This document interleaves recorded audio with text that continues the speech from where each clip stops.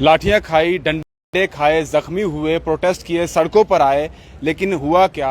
11 रुपए का इजाफा हुआ। क्या सिर्फ 11 रुपए के लिए कोई व्यक्ति मार खा सकता है? कोई व्यक्ति सड़कों पर आएगा? कहीं ना कहीं कई लंबे अरसे से अगर बात की जाए, सभी पीएचई डेली वेजेस यही सब सह रहे हैं, और मिला क्या है? 11 रुपए। यहाँ पर इनकी टीम है, इनसे बात करते हैं कि ये 11 रुपए से क्या बना लेंगे, क्या इनका बन जाएगा। और दूसरी तरफ प्रॉपर्टी टैक्स भी लगा दिया गया है। सर, क्या कहना चाहेंगे? 11 रुपए का इजाफा हुआ है, इतनी मार खाने के बाद, डंडे खाने के बाद, जख्म जो है वो आप लोगों को मिले हैं, और मिला फिर सरकार की तरफ से 11 रुपए। सबसे पहले तो आपके चैनल का बहुत बहुत धन्यवाद, और कोशिश करेंगे कि ये 11 रुपये प्रधानमंत्री मोदी जी को भेजें, क्योंकि शायद क्या पता उनका जो बजट खाली हो गया, खजाना खाली हो गया ये 11 रुपये डेली वेजर को देने से। तो कोशिश करेंगे उनको वापस भेज देंगे, क्योंकि ये हमारी डिमांड नहीं थी। हमारी डिमांड थी रेगुलाइजेशन पॉलिसी अंडर SRO 64। दूसरी डिमांड थी हमारा 17 महीने का पेंडिंग वेजेस, और तीसरी थी minimum wages act as per Delhi UT.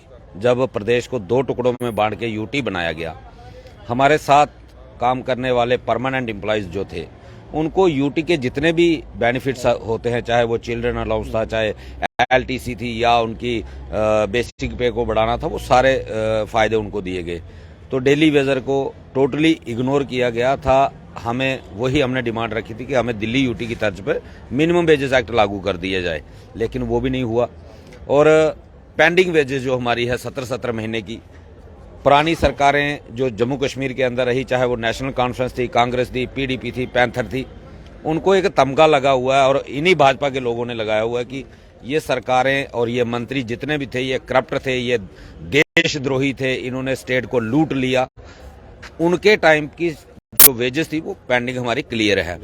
लेकिन जब देश के अंदर परिवर्तन हुआ, और देश के अंदर एक मजबूत सरकार भी आई, और एक देशभक्त सरकार भी आई, और ईमानदार सरकार भी आई, उसके आने के बाद 2015 मई से लेकर के आज की डेट तक हमारी पेंडिंग वेजेस जो है वो 72 महीने की है। और फिर ये कहना कि जम्मू कश्मीर विकास की राह पे जा रहा है, और आपने जैसे जिक्र किया कि लाठी चार्ज भी सहा, 45 डिग्री टेम्परेचर भी सहा, ठंड भी सही, सब कुछ सहने के बाद 11 रुपये का इजाफा जो हुआ है, तो ये हैं हमारे अच्छे दिन। और साथ साथ प्रॉपर्टी टैक्स 330 रुपये हमारे सैलरी बढ़ाई गई है, और 500 रुपया मिनिमम जो है वो प्रॉपर्टी टैक्स लगा दिया गया। और मुझे लगता है इससे बेहतर ये होता कि ये 11 रुपये अपने पास ही रख लेते, प्रॉपर्टी टैक्स वहीं से काट लेते। तो ये साबित करता है कि कितनी एरोगेंस हमारी जम्मू कश्मीर की एडमिनिस्ट्रेशन और केंद्र में बैठी हुई सरकार है। 9वां महीना आज शुरू हुआ है, आज 22 फरवरी है।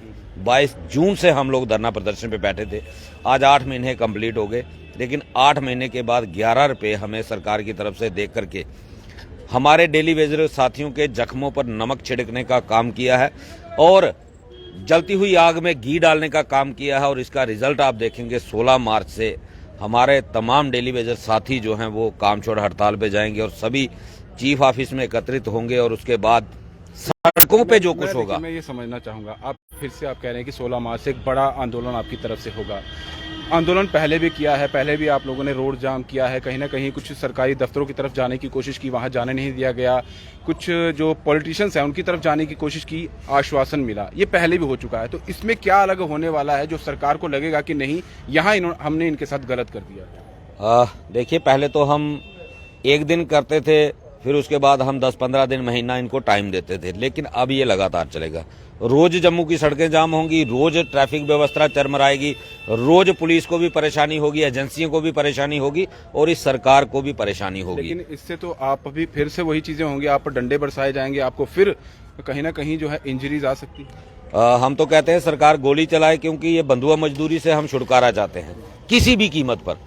हमने सरकार को दोनों ऑप्शन दिए थे कि या तो हमें रेगुलाइजेशन दे दो, या हमारा पेंडिंग वेजेस क्लियर करो, और एक ऑर्डर कर दो कि हमें आपकी जरूरत नहीं है, हमें टर्मिनेशन दे दो। हमने सरकार को दोनों ऑप्शन दिए थे, लेकिन सरकार बंधुआ मजदूरी को कायम रखना चाहती है। जो पिछले 28 साल से बंधुआ मजदूरी जम्मू कश्मीर के अंदर चल रही है, आज भी उसको बंधुआ मजदूरी को कंटिन्यू रखना चाहती है। ये अब बर्दाश्त नहीं होगा। सरकार लाठी चलाए, लाठी चलाने के बजाय टीयर गैस चलाए या गोली चलाए, लेकिन जब तक हमारे शरीर में प्राण है हम अपने हक के लिए लड़ेंगे और नए नए तरीके से लड़ते जाएंगे।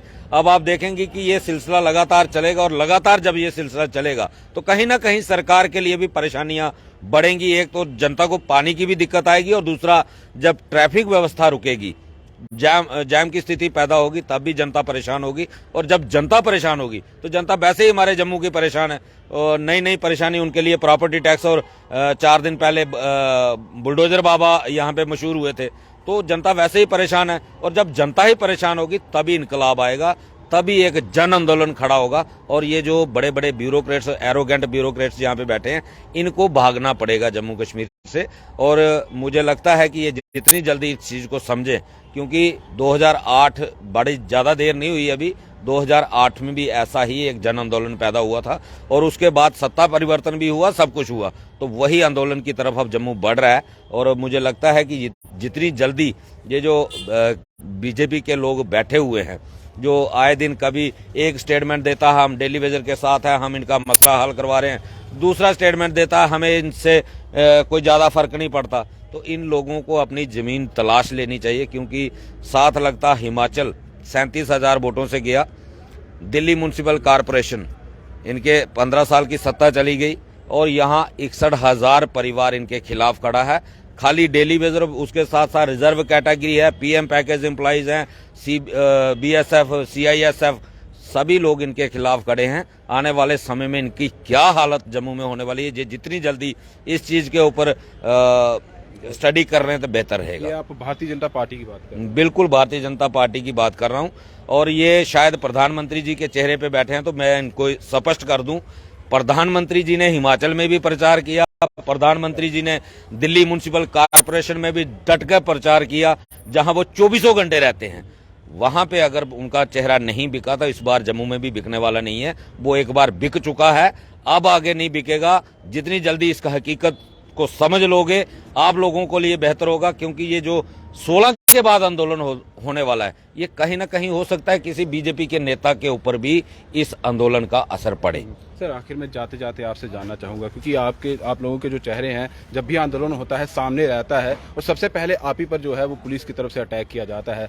आप किस तरह से देख रहे हैं कि जो पहले हो चुका है, क्या अब वो अगर हम करने जा रहे हैं तो जो हम पर अटैक होगा उसको आप सहन कर पाएंगे, जो आपके साथी है उस तरीके से सहन कर पाएंगे? देखिए, अटैक से तो हम डरने वाले नहीं हैं, क्योंकि हम ये एजिटेशन आज से नहीं करते आ रहे हैं। काफी देर से हमारा आंदोलन चल रहा है। हमारे ऊपर लाठियां बाजी गई, हमारे खून भी निकले, कुछ लड़कों के फ्रैक्चर भी हुए और कई लोगों ने डर के अपने परिवारों में सुसाइड भी कर लिया। तो मैं कहता हूं कि सरकार हमारे ऊपर जितना मर्जी जुर्म डाले, हमने एक ही ठान के रखी है। क्योंकि इन लोगों के अल्फाज हैं कि आप लोगों की जेन्युइन डिमांड है, आप लोग हमारी रीढ़ की हड्डी हो। मुझे बताइए, अगर ये लोग ये अल्फाज बोल रहे हैं तो हम ये आंदोलन को कैसे अपने पीछे ले लेंगे? हमारा आंदोलन जो है वो जारी था, जारी रहेगा तब तक जब तक हमारी जो डिमांड है, रेगुलेशन पॉलिसी जो हमने मांगी हुई थी, हमने 11 रुपए भीख नहीं मांगी, हमने रेगुलेशन पॉलिसी मांगी थी, हमने ये 70 महीने की पेंडिंग वेजेस मांगी थी, ना कि हमने प्रॉपर्टी टैक्स मांगा था इनसे कि आप प्रॉपर्टी टैक्स लगाओ। ये प्रॉपर्टी टैक्स लगा के जम्मू के लोगों को ये दबाने की कोशिश कर रहे हैं, जम्मू के लोगों को स्मार्ट सिटी के नाम पे लूटने की कोशिश कर रहे हैं। स्मार्ट सिटी के लोगों को यहाँ पे मजदूरों को 1000 रुपया दिहाड़ी दी जा रही है और हमारे जम्मू कश्मीर के जो दिहाड़ीदार है उनको 11 रुपए दे के तो ये जम्मू कश्मीर का विकास दिखा रहे हैं कि जम्मू कश्मीर विकास की राह के ऊपर जा रहा है।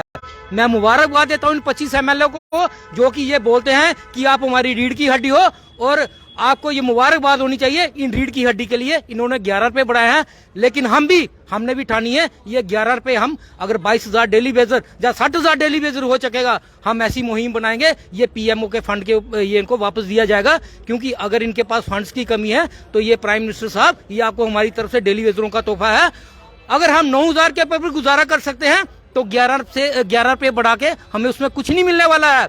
आपने ये बद्दा मजाक किया है और इस बद्दे मजाक का आपको जवाब हम जमीन के ऊपर देंगे। जिस तरह से आपने हमें जवाब दिया है उसी के लिहाजा हम आपको जवाब देंगे। और आने वाले टाइम में 16 तारीख से हमारी एजिटेशन शुरू होने वाली है और ये सरकार को पता चल जाएगा कि जम्मू कश्मीर के डेली वेजर के पास कितनी ताकत है। अगर हम 9,000 के साथ अपने बच्चों का पालन पोषण कर सकते हैं, 9,000 के साथ अपने माँ बाप की दवाई दारू कर सकते हैं, तो हम 9,000 के साथ आप लोगों के साथ लड़ भी सकते हैं, चाहे हमें एक टाइम रोटी खानी पड़े, लेकिन अपनी डिमांड के लिए हम पीछे नहीं हटेंगे, ये हमने ठान के रखी है। चलिए, साफ तौर पर अब क्लियर कर दिया गया है, जो 11 रुपए आपने बढ़ाए हैं उसके लिए अब 16 तारीख को आपको देखना होगा जो पीएचई डेली वेजेस आंदोलन करने वाले हैं, और ये एक दिन नहीं होगा। इनकी तरफ से साफ तौर पर कहा गया है कि ये लगातार चलेगा, और जो हमारे साथ मजाक किया जा रहा है अब प्रशासन को देखना होगा कि मजाक किस तरह से हम उनके साथ करने वाले हैं। अब देखते हैं 16 तारीख की तस्वीर कैसी रहती है और क्या देखने को मिलता है। फिलहाल दीजिए इजाजत।